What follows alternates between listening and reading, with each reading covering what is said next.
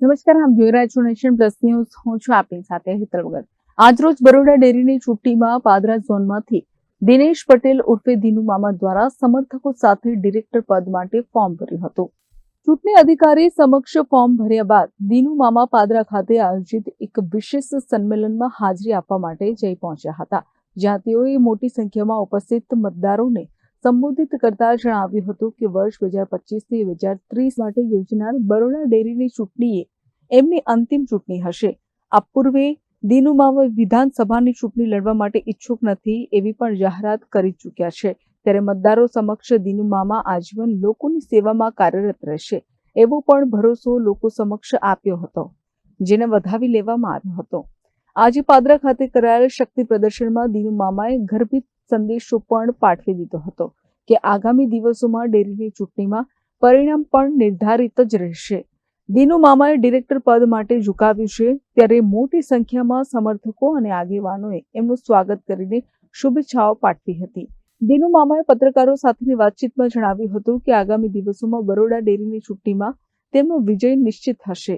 જો કે દિનુ મામાએ એમના વિરોધીઓને સ્પષ્ટપણે ચીમકી આપતા જણાવ્યું હતું કે આ ચૂંટણી પછી જમા ઉધાર વ્યાજ સહિત ચૂકતી કરવામાં આવશે.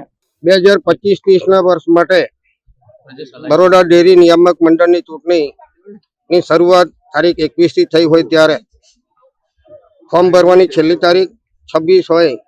આજે મારી સાથેના તમામ ડિરેક્ટરોએ 13 ઝોનના ઉમેદવારો સાથે ફોર્મ ભરેલું છે.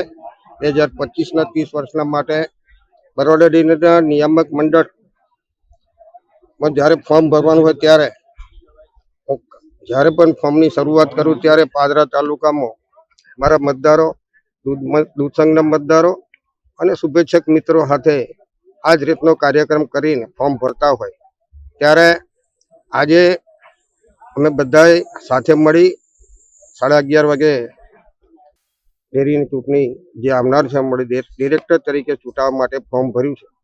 ત્યારે આપ સૌ જાણો છો કે 86 મતનો અમારો ઝોન છે. એક ભાઈ જમીન આપવાના છે કોર્ટમાં, એટલે આયા નથી. કુલ 86 મત છે, પણ ચૂંટણી થશે ત્યારે આ તાલુકામાંથી 82 કરતો પણ વધારે મત મારા દૂધ સંઘના મતદારો, દૂધ મંડળીના મંત્રીશ્રીઓ, એ વિસ્તારના મારા આગેવાનો અને કાર્યકરો ભેગા મળી આ ચોથી ટર્મ ચૂંટણી લડતો હોય પાદરા તાલુકામાં હું ચોક્કસ ચૂંટાઈને આવીશ એવી મને આશાને તમે જાહેર કર્યું છે કે આ વિધાનસભાની ચૂંટણી હું લડવાનો નથી. પણ લડવાનો નથી મતલબ કે આ ઓફિસ ઉઠી જવાની નહીં. સેવા કરવાના અનેક રસ્તા.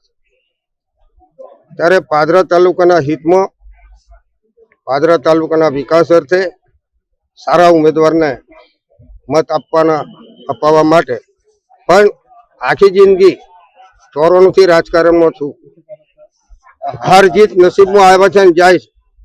મેં કાર્ય તાલુકાનો સાથ છોડ્યો ના હોય ત્યારે મરતે દમ તક પાદરા તાલુકાની જનતાની સેવા કરતો આવ્યો છું.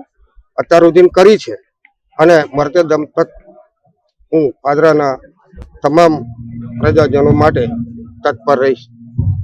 પાદરાથી પ્રદેશ શાહની સાથે bureau report, Nation Plus News, Vadodara. સમાચારોના સતત અપડેટ મેળવવા માટે અમારી નેશન પ્લસ ન્યૂઝની યુટ્યુબ ચેનલને સબસ્ક્રાઇબ કરો, બેલ આઇકન દબાવો અને જોડાયેલા રહો ફેસબુક, ઇન્સ્ટાગ્રામ અને ટ્વિટર પર.